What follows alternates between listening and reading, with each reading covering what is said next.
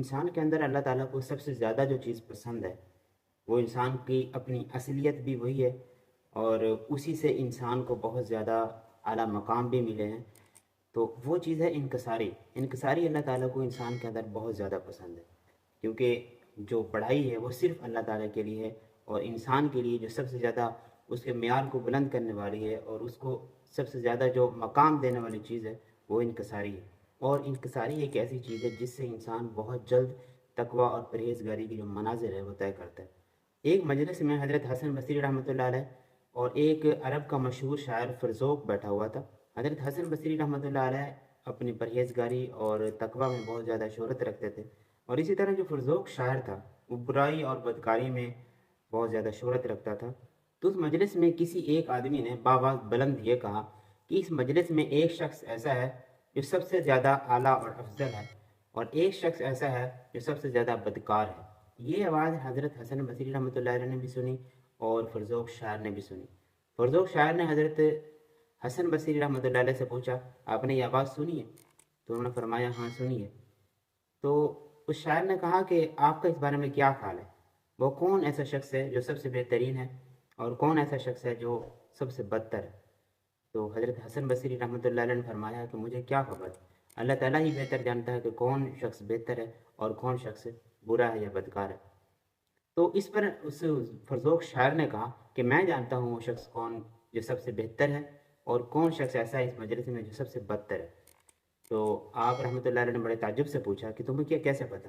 اس نے بتایا کہ اس محفل میں سب سے زیادہ جو بہترین شخص ہے اور پرہیزگاری اور جس کا اعلیٰ مقام ہے وہ بے شک آپ ہیں، اور اس مجلس میں سب سے زیادہ بدتر جو انسان ہے وہ میں ہوں۔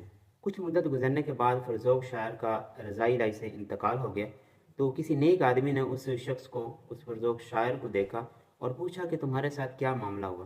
تو اس نے کہا جب مجھے فرشتے موت کے لے کے چلے تھے اس وقت میں بہت زیادہ خوف زدہ تھا، اور اپنے گناہ اور بدکاریاں اور جتنی بھی برائیاں تھیں وہ ساری میرے سامنے تھی، اور میں بہت زیادہ ڈرا ہوا تھا۔ تو اسی ڈر کے عالم میں ایک غیب سے آواز آتی ہے، اے فرزوق، ہم نے تو تمہیں اسی دن بخش دیا تھا جس دن تو نے اپنے آپ کو سب سے زیادہ بدتر انسان کہا تھا۔ تو یہ اپنے آپ کو بدتر سمجھنا، اپنے آپ کو برا سمجھنا، اور دوسروں کو بہتری کے لحاظ سے، بڑائی کے لحاظ سے اپنے آپ سے بہتر سمجھنا، یہ عاجزی اور انکساری ہے، اور یہی عاجزی اور انکساری اللہ تعالیٰ کو بہت زیادہ پسند ہے۔